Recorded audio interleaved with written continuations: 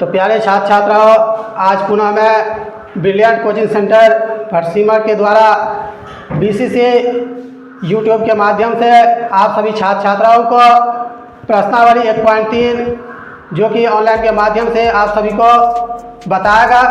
और साथ ही मेरे एक और भी शिक्षक हैं जो आपको प्रश्नावली 1.3 का सभी क्वेश्चन को एक एक करके बताएंगे। नमस्कार मेरे छात्र छात्राओं, और मैं इस चैनल के माध्यम से आज जो मुझे मौका मिला है तो मैं आप लोगों का तहे दिल से स्वागत करता हूं। और मैं आप लोगों को 1.3 प्रश्नावली, उसमें जो रूट वाले कुछ अंक दिए गए हैं उसको मैं सिद्ध करके आपको एक एक करके मैं सभी पैटर्न को बताऊंगा। और आप लोग अच्छे से ध्यानपूर्वक अगर इसे बनाएंगे तो ये आप लोगों को बहुत अच्छी जानकारी मिलेगी और आप बहुत जल्द से सीख जाएंगे। तो चलिए हम चलते हैं। मैं एक जो क्वेश्चन लिखा गया है बोर्ड पे उनको मैं बताने जा रहा हूँ। तो यहाँ लिखा गया है रूट 5 एक अपरिमेय संख्या है और मैं इसे सिद्ध करके बताऊंगा कि क्यों एक रूट 5 एक जो है सो अपरिमेय संख्या है। चलिए, तो मैं मान लेता हूं इसका अपोजिट, जो माना कि रूट 5 एक परिमेय संख्या है।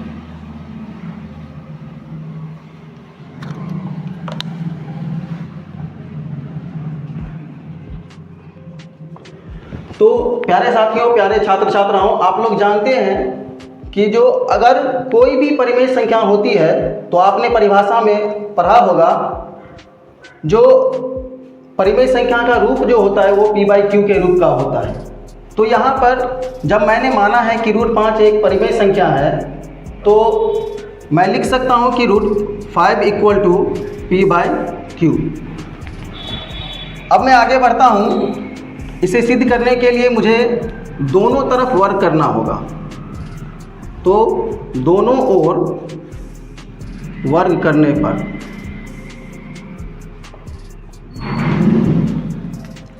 अब मैं वर्क करने जा रहा हूं। तो रूट 5 का स्क्वायर = p/q का स्क्वायर। आगे बढ़ते हुए 5 = p²/q²। अब इसे मैं क्रॉस मल्टीप्लिकेशन करूंगा और मुझे प्राप्त होगा 5q² = p²। या मैं इसे ऐसे लिख सकता हूं p² = 5q²। और यहाँ पे मैं देख सकता हूं कि अगर मैं 5 को इधर ले आता हूं तो यहाँ पे ये हो जाएगा जो p²/5 = q²। या इसे मैं इस तरह से लिख सकता हूँ q² = p²/5। तो हम यहाँ देख पा रहे हैं कि p² जो है सो 5 को विभाजित कर रहा है, यानी इसको डिवाइड कर रहा है। और p²/5 का मतलब ही यही हुआ कि इसके नीचे जो है सो कहीं ना कहीं अगर p का कोई भी मान लेंगे तो यहाँ पर 5 इसे डिवाइड करेगा। तो मैं लिख सकता हूँ यहाँ p² को 5 विभाजित करता है।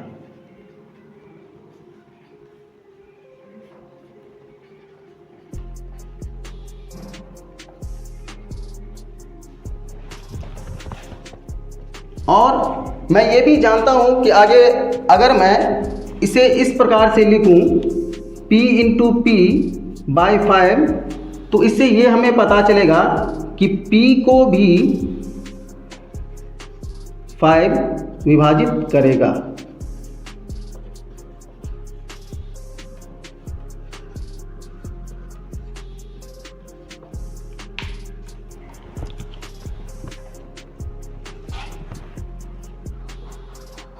अब मैं यहाँ से तो सिद्ध नहीं हो पा रहा है कि रूट 5 एक अपरिमेय संख्या है, लेकिन फिर मैं आगे चलता हूँ और मान लेता हूँ, माना कि P इक्वल टू 5R, तो जब हम इसे इस इक्वेशन फर्स्ट में, समीकरण फर्स्ट में P का मान रखने पर जब मैं P का मान समीकरण फर्स्ट में रखता हूं तो मुझे ये मिलता है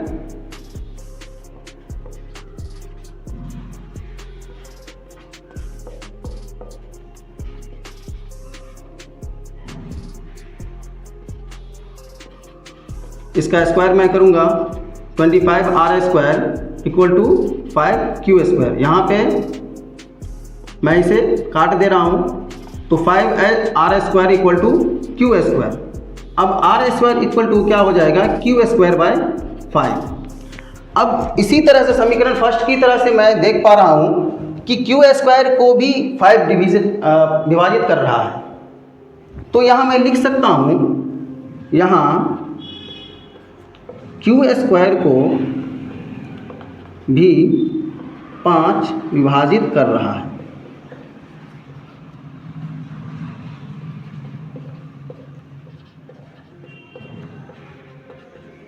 तो इसी तरह से अगर मैं Q स्क्वायर को Q इंटू Q के रूप में लिखूं तो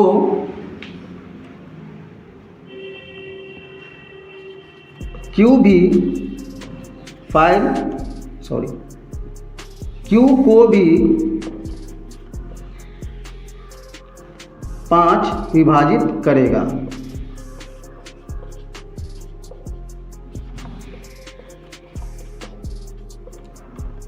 जिससे हमें ये पता चलता है कि यहाँ पर P स्क्वायर को भी 5 विभाजित कर रहा है और Q स्क्वायर को भी 5 विभाजित कर रहा है, जिससे मुझे इस इक्वेशन में एक विरोधाभास मिलता है।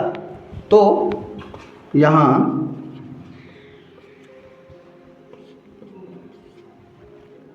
दोनों समीकरण से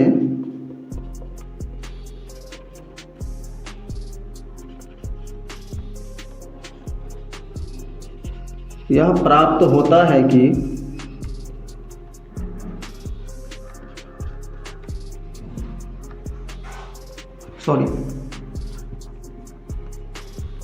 हमें विरोधाभास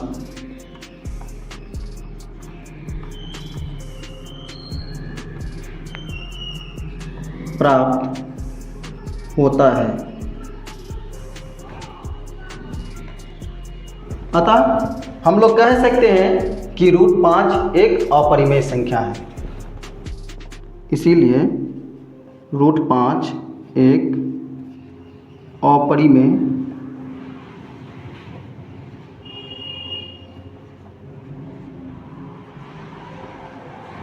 संख्या है। यहाँ से मुझे ये तो पता चल गया कि √5 एक अपरिमेय संख्या है। और इसी तरह से जब अगर सिंगल रूट में कोई भी संख्या है, जैसे कि यहाँ पे मैं लिख दे रहा हूँ एग्जाम्पल के तौर पे √5, √3, √2, √7, यानी सिंगल रूट में जो भी संख्या है जिसका मैं वर्गमूल नहीं निकाल सकता हूँ, तो वो क्या हो जाएगा, इसी पैटर्न पे इसका सिद्ध करने को हमें मिल सकता है। और मैं इसे इसी प्रकार से दो समीकरण के द्वारा इसे मैं सिद्ध कर सकता हूँ। तो प्यारे छात्र छात्राओं, मैं इसका अगला पैटर्न, जैसे कि अगर कोई भी रूट में दिया हो, जैसे मैं मान लेता हूँ 7√5 या 3√5 या 7√2 या 9√11, इसी तरह की बहुत सारे संख्याएं जिसे मुझे सिद्ध करने को मिलेगा। तो मैं इस प्रकार के जो भी समस्याएं हैं और क्वेश्चंस हैं, इनको मैं सिद्ध करके बता रहा हूँ। जैसे ये अगर मल्टीप्लिकेशन में रूट के साथ में है या डिवीज़न में रूट के साथ में है, मैं इसे अगले पेज में बताऊँगा। तो मैं ये सिद्ध करने जा रहा हूँ सेम उसी तरह से मैं मान लूँगा, माना कि 7√5 एक परिमेय संख्या है।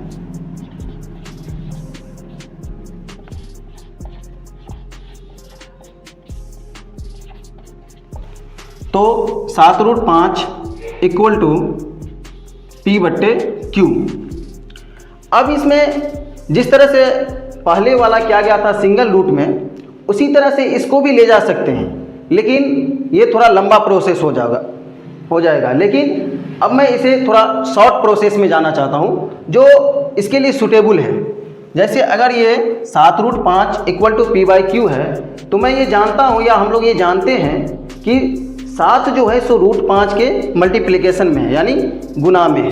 तो अगर इसको मैं यहाँ से उठा के अगर इधर ले जाता हूँ तो ये क्या होगा, जो इसके डिवीज़न में आ जाएगा और ये आसानी से मुझे मिल जाएगा।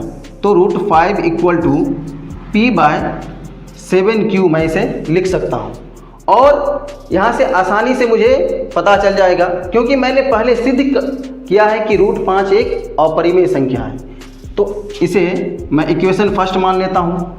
अब इस इक्वेशन में आप लोगों को भी दिख रहा होगा, जो लेफ्ट साइड में √5 क्या है, अपरिमेय संख्या, और राइट साइड में क्या है, P/7Q, जो एक परिमेय संख्या के रूप में है। तो मैं ये लिख सकता हूँ कि यहाँ हमें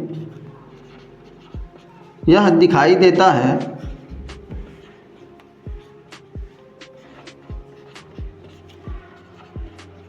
कि समीकरण के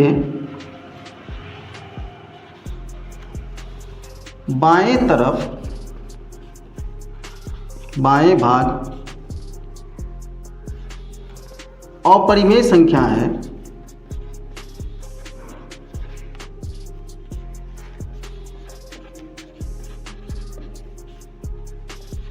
लेकिन समीकरण का दायां भाग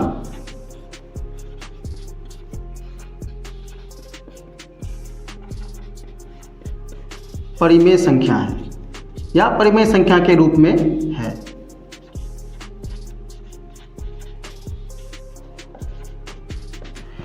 इससे तो मुझे विरोधाभास ये प्राप्त होता है कि अगर कोई भी समीकरण हो, उसकी एक तरफ अपरिमेय संख्या है और दूसरे तरफ परिमेय संख्या है, तो इसमें ज़रूर कुछ ना कुछ डॉट प्राप्त होगा, जो यहाँ पे ऐसा हो नहीं सकता है, और यह विरोधाभास मुझे दिखाई देता है। तो यह लिख सकते हैं कि इसीलिए 7√5 इस समीकरण से मुझे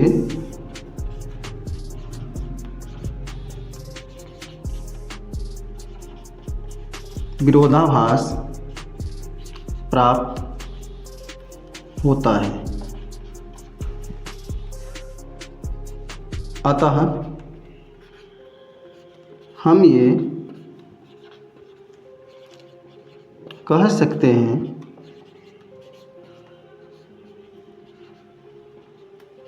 कि 7√5 एक अपरिमेय संख्या है।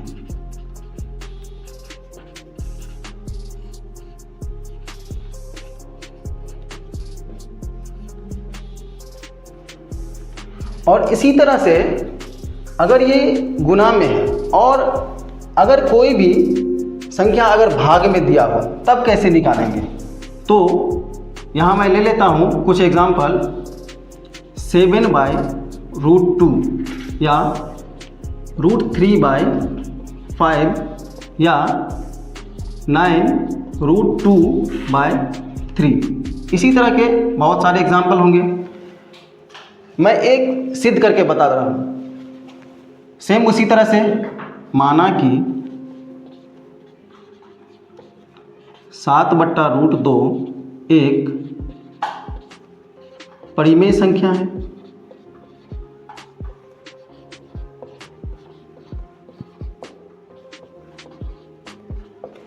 तो उसी तरह से मैं लिख सकता हूँ कि 7/√2 बराबर P/Q, और इसको मैं अब क्रॉस मल्टीप्लिकेशन करूँगा तो मुझे प्राप्त होगा 7Q = √2P। और पिछले इक्वेशन की तरह ही मुझे यहाँ पे दिखाई दे रहा है कि यहाँ पर लेफ्ट साइड में परिमेय संख्या है लेकिन राइट साइड में अपरिमेय संख्या है। तो उसी तरह से मैं इसको लिख सकता हूँ, या अगर आप एक स्टेप और आगे बढ़ाना चाहते हैं तो बढ़ा सकते हैं 7Q/P = √2। और आप इससे पहले √2 को सिद्ध कर चुके होंगे कि यह एक अपरिमेय संख्या है। तो सेम उसी तरह से मैं लिख सकता हूँ, यहाँ समीकरण का बायां भाग परिमेय संख्या है,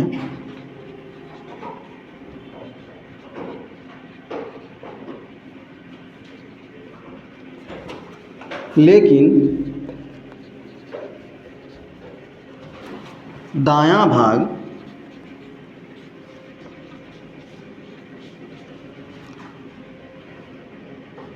अपरिमेय संख्या है।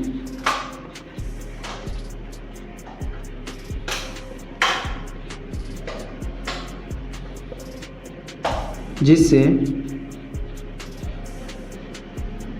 मुझे या हमें विरोधाभास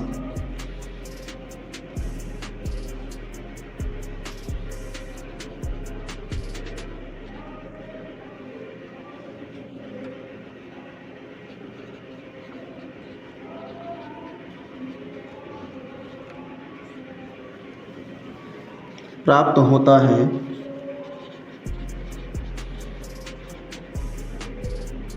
अतः हम कह सकते हैं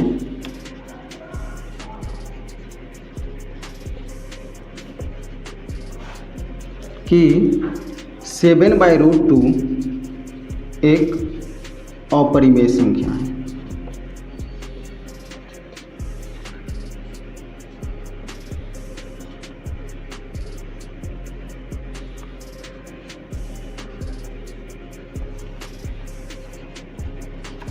और प्यारे छात्र छात्राओं, यहाँ पर अगर मैंने जो भी सिद्ध किया है, अगर उसमें अगर आपको कहीं दिक्कतें आ रही हो या पढ़ने के बाद उन्हें समझ में नहीं आ रहा हो, तो जो जहाँ चीज़ें नहीं समझ में आ रही हो उन्हें आप 1 से 2 बार बनाने की कोशिश करेंगे। और अगर नहीं उसमें भी नहीं समझ में आ रहा हो तो आप अपने उसको पॉइंटिंग करके फिर मेरे कमेंट बॉक्स में बताएंगे, जिससे मैं आप लोगों को अगले वीडियो में बता पाऊंगा कि यहाँ पे किस तरह से किया गया है।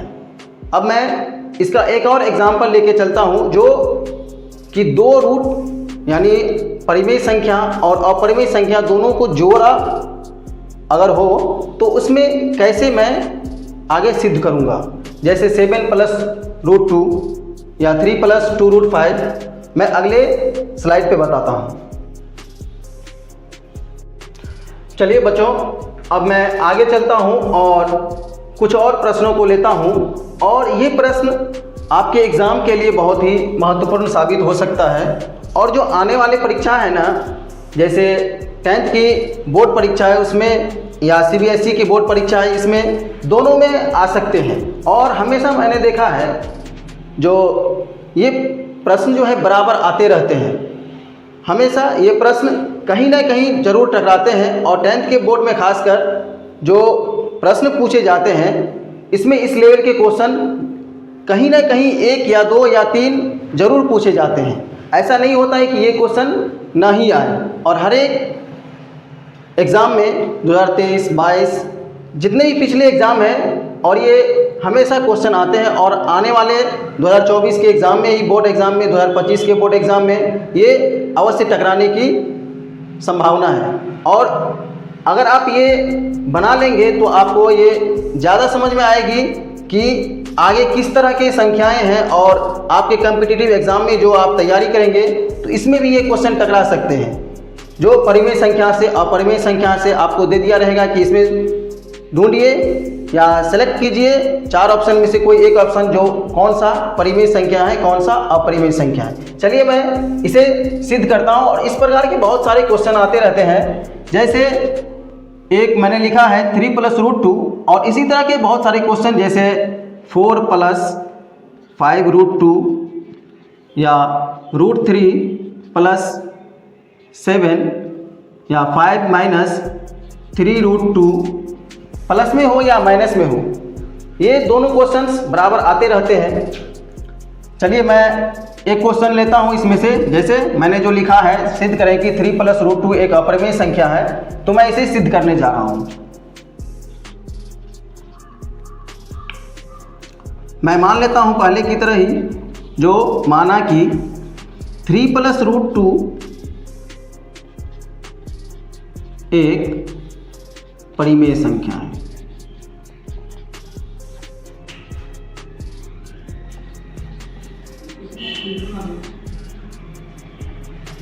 तो मैं जानता हूं कि जो परिमेय संख्या होता है वो p/q के फॉर्म में होता है। अब यहां से थोड़ा हल्का चेंज करना है। चेंज क्या करना है कि जहां पे प्लस हो और वो इसमें से कोई भी एक संख्या को मैं अगर दूसरी तरफ ले जाता हूं तो उसमें क्या होगा। जैसे अगर यहाँ प्लस है तो मैं दूसरी तरफ इसको ले जाऊंगा तो माइनस होगा। अगर यहीं माइनस होता तो मैं इसे दूसरी तरफ ले जाता तो क्या होता, उसमें प्लस होता। तो ये आप हमेशा याद रखेंगे और हमेशा स्मरण में रखेंगे, क्योंकि इसी प्लस माइनस की वजह से आपको मिस्टेक भी हो सकती है। और आप अगर इसे पूरी तरह से अच्छी तरह से अगर देख लेंगे तो आप एक बार में ही इसे समझ सकते हैं। जैसे मैं आगे चलता हूँ, मैं यहाँ 3 को बराबर के उस साइड ले जा रहा हूँ, तो यहाँ क्या होगा, √2 = p/q - 3। अब इसे मैं √2 = यहाँ q हो जाएगा और p - 3q, इक्वेशन फर्स्ट। अब इस इक्वेशन में दिखाई दे रहा है कि जो समीकरण के बायां भाग है वो अपरिमेय संख्या है, लेकिन हमें दिखाई दे रहा है कि समीकरण का दायां भाग जो है वो कहीं ना कहीं, अगर मैं p और q का वैल्यू लेके यहाँ पे रखूँ तो ये परिमेय संख्या का रूप में आएगा। चलिए तो मैं लिखता हूँ, जो समीकरण का बायां भाग अपरिमेय संख्या है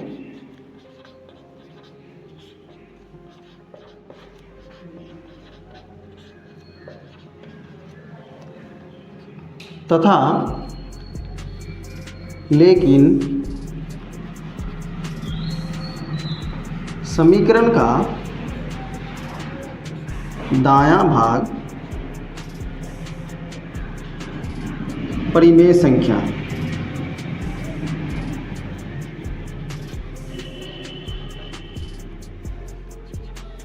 जिससे हमें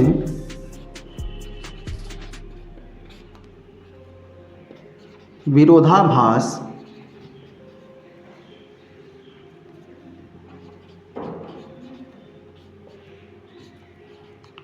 प्राप्त होता है। अतः हम ये कह सकते हैं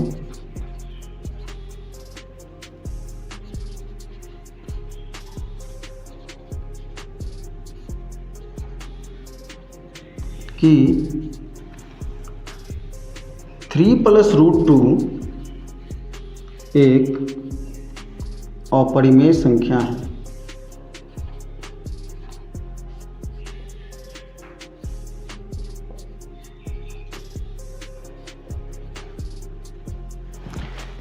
तो मैंने यह सिद्ध कर दिया। और इसी तरह से आप लोग भी इसे 4 + 5 √2, √3 + 7, 5 - 3 √2, आगे भी जो भी अपरिमेय संख्या आएगी उसे आप जरूर सिद्ध कर पाएंगे। और जैसा कि मैंने बताया, जो अगर आप पूरा वीडियो, इस पूरे वीडियो को अगर लाइन बाय लाइन आप समझ लेते हैं और अच्छे तरीके से देख लेते हैं, तो आने वाले एग्ज़ाम में या कोई भी क्वेश्चन, या ट्यूशन में पढ़ाना हो या कहीं भी, तो आप इसे अच्छी तरह से रिवीजन कर सकते हैं और पढ़ सकते हैं और समझ सकते हैं। अगर आपने इसे कहीं स्किप किया या इसे आधा से अगर 10 सेकंड 20 सेकंड बढ़ा के किया तो आपको ये तो समझ में आएगा कि कैसे बना है, लेकिन ये आपको वॉइस मॉड्यूलेशन के द्वारा समझ में नहीं आएगा जो मैंने बीच में क्या बोला। जिस तरह से एक डॉक्टर के पास अगर कोई मरीज जाता है तो उसे ज़्यादातर जो भी उन्हें बताया जाता है वो फ़ायदेमंद होता है। तो आप इसे लाइन बाय लाइन समझें और अच्छे तरीके से समझें, क्योंकि आपके लिए बहुत ही महत्वपूर्ण है। और इसी तरह से आगे भी जो भी क्वेश्चंस हैं वो क्वेश्चंस आप घर पे ट्राई करेंगे। जैसे मैंने 3 क्वेश्चन लिख दिया है, ये तीनों क्वेश्चन आप इसे ट्राई करेंगे और बनाएंगे। अगर आपको कोई भी दिक्कतें आती हो तो आप इसे हमारे कमेंट बॉक्स में बताएंगे, जैसे और आगे की वीडियो में मैं इसे सॉल्यूशन करके बताऊंगा आप दोस्तों। और मैं मेरे प्यारे छात्रों, जो एक होता है या जो मैंने इतने कीमती वक्त अपना निकाल के आप लोगों के लिए दिया है, तो आप लोगों को ये भी होना चाहिए कि लगता ही क्या है, इसमें मैंने तो बना दिया और आपके लिए बहुत ही आसान होगा कि आप इसे देख लें और चले जाएं। लेकिन एक अगर आप लाइक कर देंगे या सब्सक्राइब करेंगे और इसे आप एक गुरु दक्षिणा के रूप में देखेंगे तो बहुत ही अच्छा होगा मेरे लिए भी और आपके लिए भी। जो मुझे भी आगे वीडियो जो भी बना रहा हूँ मैं, उसके लिए मुझे प्रेरणा मिलेगी कि नहीं, मेरे छात्राओं जो हैं सो इसके लिए इच्छुक हैं और मुझसे जानने के लिए, मुझसे पढ़ने के लिए बहुत ही इच्छुक हैं। तो please like, subscribe this video and watch till the end without skipping. Thank you.